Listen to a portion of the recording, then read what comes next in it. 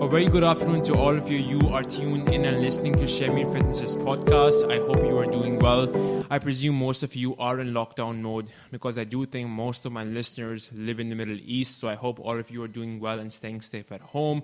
So guys, let's get straight into it. The title of today's episode is Minimum Dose of Exercise. So I'm going to start off with a brief introduction and a few examples that you can apply to your training and finish off the episode with a few examples or how much of exercise that you should be doing and some research to back those claims up. So, minimum dose of exercise. You know, guys, one thing that I'm starting to realize is that I keep talking about the minimum dose and never the maximal dose, and I feel like that makes me look like a really lazy trainer. So I think I should reevaluate my content. So anyways, guys, this episode is not a shortcut to results. It's not a lazy way out. Do not use this episode as an excuse to not work out. Exercise, guys, at the end of the day is still an investment of time and energy, but less than you probably thought. That's the point of this episode. The investment is probably less than you thought, which is what, well, this episode is about. I keep repeating myself. So, guys, this episode is mainly for people who really don't like to work out, who have no interest in exercise whatsoever, people who are just downright lazy about exercise, people who have no time to exercise, or people who have time but would rather invest their time somewhere else. This knowledge is going to be useless for people who love to work out or people who are already working on at a reasonable level. Guys, you already have that love for exercise. This is for another audience altogether. So guys, let's get into it. First of all, I'll admit it myself, I kind of fall into this minimalistic crowd. It's not that I hate to exercise or that I hate training, but I'm just not the kind of guy who would want to train 5 to 6 times per week. It just doesn't cut it for me. I like to make time for exercise on the side, but I also want to teach. I would rather educate someone or learn something new or spread that knowledge to someone, just like I am right now, or learn something new about coaching. So I would rather do that rather than just train for myself all the time. And I only say this to relate to all of you because at the end of the day, guys, if you think about it, we aren't competitive athletes. I'm not trying to beat someone. Yes, I am trying to beat my previous workout or my previous record, but I'm not competing with someone. You know, it's not that serious. You and me are just another person trying to be a better version of themselves. And I know you've heard this everywhere on Instagram, but if you think about it, it's actually true. It's cliche, but it's true. We just want to be better than yesterday, than last month, than last year. So in the context of exercise, exercise makes you better mentally or physically, whether you like it or not. And this is where the topic of this episode ties in. It is better to do something than nothing. You have to understand this. Just because you can't run every day, so let's take the example of running. Just because you can't run every day doesn't mean you shouldn't run once or twice per week. Just because you can't do a proper lifting routine doesn't mean you can't go and lift once or twice per week. So I hope you guys understand this point. Because you have to remember that it's harmful not to do any exercise, but it's also not practical to exercise with the most optimal routine. Let's say optimal means running every day to you, when you can't actually do it. Because you're going to run yourself into the ground and give it up if your lifestyle does not support it. Before you start anything, before you delve into exercise or training, you need to ask yourself certain questions like, will I really enjoy running 5 to 6 times per week? Does my work schedule support that? Does my study or university schedule support that? Do I have enough resources or willpower to do this every day? You have to ask these simple questions every day to get to the bottom of it before you get started with anything else, right? So also remember, there is also a difference between barriers, like actual barriers, and excuses. So let's say you don't enjoy running. That's a psychological barrier. The solution would be, and the smarter choice would be, to run less per week or find another mode of exercise. For example, cycling or swimming. Doesn't matter. Unless you are specifically training for a marathon, it doesn't matter. It's going to give you the same results, right? This episode is not about training for a specific sport or a skill, guys. It's just about bettering your health in general, okay? So another barrier could be time. Some people come home from work at 6 p.m., 8 p.m. Some people come home from uni really late. They can't do an hour-long workout because they're really tired. They're mentally fatigued, physically fatigued. So they would rather do a 10 to 15-minute workout. As long as it's effective and it's programmed smartly, which is where us PTs come in. Look at me advertising us. You will see results eventually. So let me give you an example about me before I get into the technical part of it. Currently, I'm not really enjoying training at home. I want to go out and do something. As during this lockdown, it's just for the sake of mental health, right? So normally, I exercise 3 to 4 times per week. It's upper body one day, lower body one day. But now I'm just like, I want to keep a healthy relationship with exercise and I don't want to dislike it. So I would rather do something sustainable and practical that I would enjoy. So what I'm doing is I'm doing a full body workout, which is basically a lifting twice per week. The other 2 days, I'm going around the house for a jog, climbing up and down the stairs, or going for a short cycling session around the block and coming back, right? Because I figured out that that's what I enjoy now, and that's what's sustainable, and I got adherence actually matters the most in exercise. So instead of prioritizing results, right, and sticking to a routine that I won't actually stick to in the end, it's better to prioritize sustainability because you're going to get there slower, right, but you're still going to get there. And you're more likely to get there because you won't give up. So guys, now that that's out of the way, let's look at the technical part of it. Yeah, this is the fun part. This is where I give you recommendations and guidelines. Yes, there exists a minimum dose to exercise. So that's good news for all of you. So in this episode, we'll be focusing on 2 types of exercise. That is resistance training and your cardio, which is cardiovascular training. So as the name suggests, resistance training is primarily for your muscular system. Your muscles have to oppose a force against an opposing resistance. Your cardio is for your respiratory system, which consists of your heart and lungs. Now, just to go over a few benefits. Resistance training benefits, muscular strength and endurance. Strength is basically the amount of force your muscle can exert in a single contraction against a resistance. Endurance is basically the duration or the amount of times the muscle can contract repetitively against an opposing force. So if you achieve both of these goals, everyday activities become easier, and as a byproduct, you look better. And there's nothing wrong with training or resistance training to look better because 90% of the population, or 99% actually, train to look better. They train to look sexy. They train to look aesthetically pleasing, which is fine. But even if you are happy with how you look, there is no reason that you should not resistance train.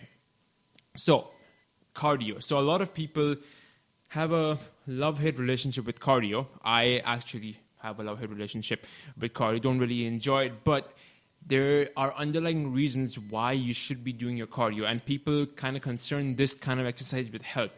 And there are reasons for that, because cardiovascular exercise has been proven to reduce inflammatory markers in your body, which means less chance of you getting serious diseases like type 2 diabetes or cardiovascular disease. It also lowers your resting heart rate when you're at rest, which means you are more relaxed at rest, which is good. Who doesn't like to be relaxed?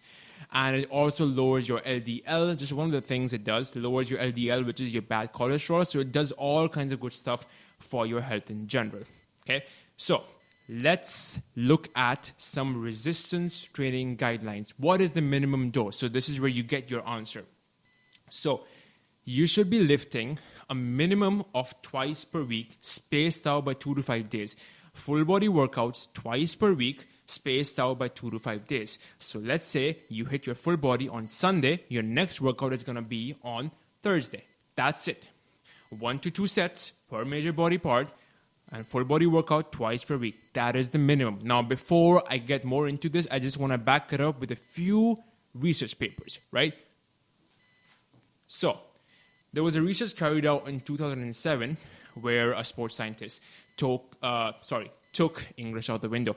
18 adults and divided them into 2 groups.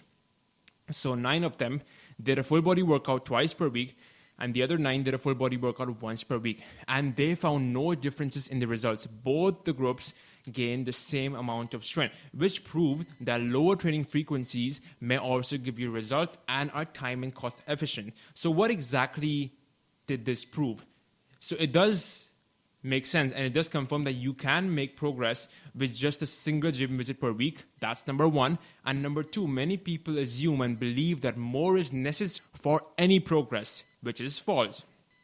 More is not necessary for any progress. You can get away with less training. So, takeaway point over here, you might get faster results or slower results, but with a lesser training frequency, even a single gym visit per week, you will eventually you will eventually get the results that you want, even with a lower training frequency.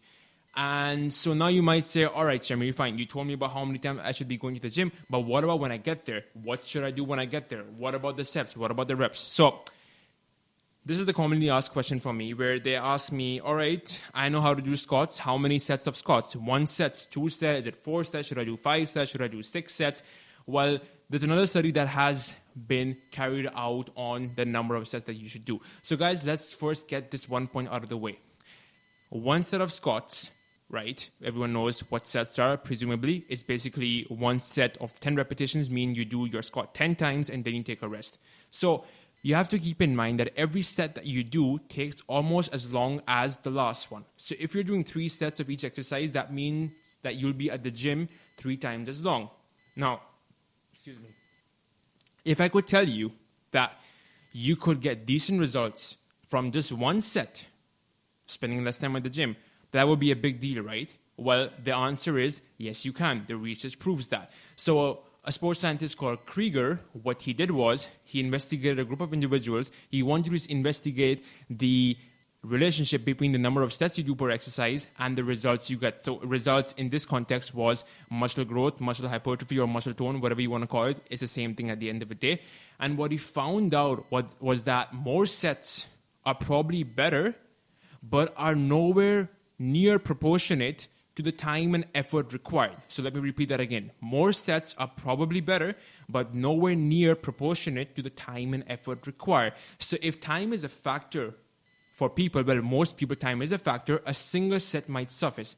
So guys, the takeaway message from this study, as he said, was more is better, but less is fine. And less is fine for most of us, right? As I said, and I repeat myself, we are not athletes. We just want to get better. Another study conducted by Dr. Brad Schoenfeld, so he's another big name in the world of sports science, exercise science. He wanted to investigate the same relationship between number of sets you do and, well, muscle growth or muscle tone, whatever it was. Muscle growth, just to tell you guys, muscle growth, muscle hypertrophy is the same thing. Muscle tone is lower body fat with a higher level of muscle mass. So he found out the same thing. The results weren't statistically significant. What he concluded was more is better. So that has been proved, but not by much, not by a great deal. So if I want to give you specific numbers here, let me give you the numbers so you know what I'm talking about. When he investigated the effect of doing 1 set per exercise on muscle growth, he saw that muscle growth improved by 4%. So 1 set, 4% increase in growth. When people did 2 to 3 sets, there was a 5% increase in growth. So a 1% increase from just doing 1 more set, right? That's a very modest increase. And then 4 to 6 sets was 6 to 7%.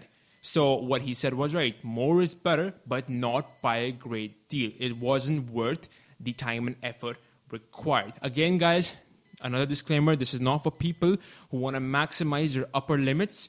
This is not the episode for them. That'll be in the upcoming episodes. And another disclaimer before I move on with this episode.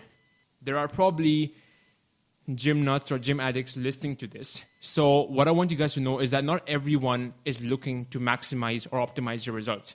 What most people are looking for is a balance between effort and reward, right? So I know gym addicts listening to this would put in that 50% effort, that extra 50% effort for that extra 5% reward, but some people will actually sacrifice those extra 5% of results if they want to spend 50% less time at the gym.